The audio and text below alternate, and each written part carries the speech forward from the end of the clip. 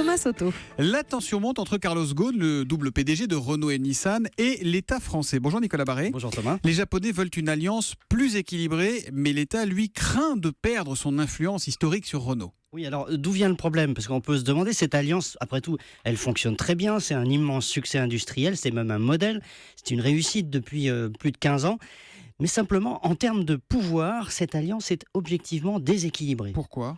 Parce que le petit Renault, puisqu'il est 2 fois plus petit que Nissan, contrôle 43,5% de Nissan, tandis que Nissan ne détient que 15% de Renault. Et puis en plus, les actions Renault que détiennent les Japonais n'ont pas de droit de vote. Donc Nissan est 2 fois plus gros et il n'a pas de pouvoir chez Renault. Et cerise sur le gâteau, l'État français s'est arrangé au printemps dernier pour faire en sorte que ses propres actions à lui dans Renault comptent double. Donc vous avez l'impression... C'est-à-dire qu'ils ont 15%, ils pèsent pour 30%. Exactement. D'accord. Ils pèseront, parce que c'est pas encore tout à fait le cas. Donc les Japonais ont vraiment l'impression de se faire avoir. Leurs actions comptent pour 0, celles de l'État français comptent double. Et donc ils demandent un rééquilibrage des pouvoirs entre les deux. Et Carlos Ghosn, entre tout ça, il a une jambe au Japon, une jambe en France, ça ne doit pas être simple.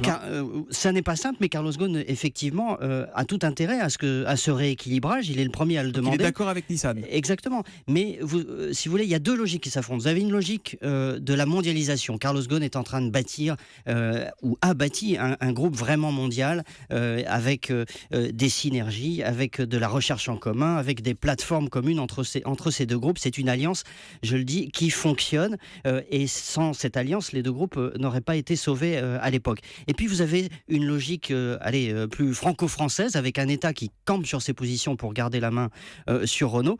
On voit bien que ça ne peut pas durer très longtemps. Il va falloir trouver un compromis. On n'imagine pas d'échec puisque cette alliance a porté énormément aux 2 groupes. Aujourd'hui, elle est déséquilibrée et Carlos Ghosn a raison de dire que pour qu'elle dure, pour que cette alliance continue de fonctionner, eh bien, il faut rééquilibrer les choses. La brouille entre les 2 n'est pas une option. Après tout, les concurrents n'attendraient que cela.